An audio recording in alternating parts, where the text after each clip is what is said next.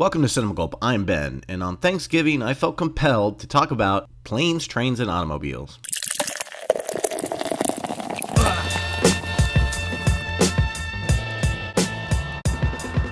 One of the best road movies of all time, Planes, Trains, and Automobiles mixes laugh-out-loud dialogue, amazing chemistry from the leads, and some truly tender and heartbreaking moments, as well as some really good gross-out moments. Steve Martin is great in almost everything he does, but it's his subtleties and restraint in this film that make Neil Page a charming, mostly likable guy that we can't help but root for anyway. John Candy is brilliant as Del Griffin, a down-on-his-luck shower curtain ring salesman who latches onto Neil after a series of bad travel luck left them together.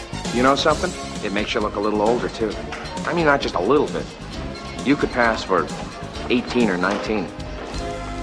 Now, it can be argued that Vacation was one of the pioneers that did this quintessential road movie, and many have imitated it since. I'm not your ordinary everyday fool. The thing I truly love about this film is that director John Hughes took a much more adult approach to the material. Where it could have easily played out as some sort of wacky family farce, it goes the distance to be mature at the same time hilarious. The whole I need to be somewhere by this date routine doesn't feel tired or retreaded here. It works to service the urgency, but never strips away the comedy layers. The film actually tackles some good issues about individualism and society's views on how we should treat others in the midst of needing them. I really enjoyed the dynamic between Neil and Del. They couldn't be more different on the surface, but in all actuality they're kind of the same, sharing the same values, love for their families, and sense of self. It's these type of traits that help us enjoy the experience of watching these two try to make it from New York to Kansas to Illinois together.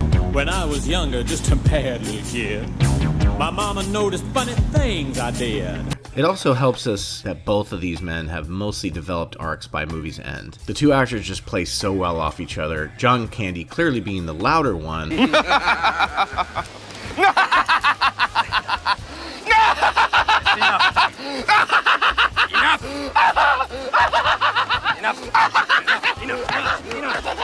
Though they both can be at times, and Martin playing the sort of straight man role, though I use that term hesitantly because he's truly hilarious in this movie.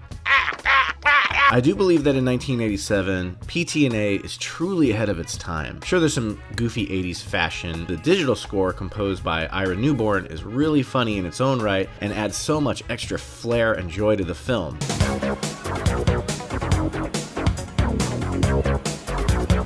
Ira did some of the most legendary 80s comedy scores such as Ferris Bueller's Day Off, Amazon Women on the Moon, and the Naked Gun series, and in my opinion, ranks up there with Harold Faltermeyer, who gave us the classic synth scores for Beverly Hills Cop and Fletch. Yes, very good. I'll have a Bloody Mary and a steak sandwich and a steak sandwich, please. I love the tenacity of this film. The characters are established swiftly and carefully before delving straight into the adventure. We continue to love them as they evolve through the course of the film. There's scenes in this film that are so funny, it's hard to imagine how they were able to shoot them. The hotel pillow scene. Where's your other hand? Between two pillows. Those aren't pillows. How did they keep it together? Everybody here's gonna have some fun doing the mess around. Then there's more tender and sad moments. The scene in the hotel room where Del and Neil simply have a conversation about the women in their lives and the importance of always letting them know how they feel about them. It's simple but so touching. As is the heartbreaking revelation that, spoilers, Del is in fact homeless and lost his wife 8 years prior. I don't have a home.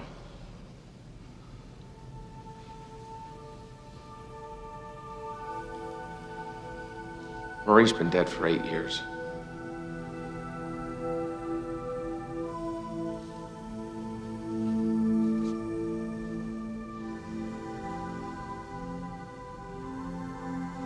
This just makes the movie better. It's not a comedy that all of a sudden turns into a drama. It all still works to service the script and the characters. But no, not everyone is happy and roses by end. This movie singles itself out by giving us a more melancholy style ending than the rest of the film would suggest, but to me, it really works. It's all in the maturity of the script and the way Hughes never insults our intelligence as viewers. It's an incredibly funny film that still, to this day, I watch around Thanksgiving. It makes me miss John Candy and his talents that were rare and effective, and it makes me happy that both he and Steve Martin, who's one of the greatest, got to work together on such an awesome film.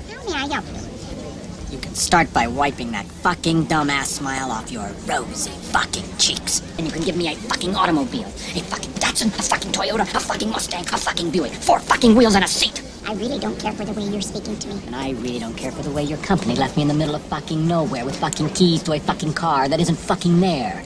And I really didn't care to fucking walk down a fucking highway and across a fucking runway to get back here to have you smile at my fucking face. I want a fucking car right fucking now.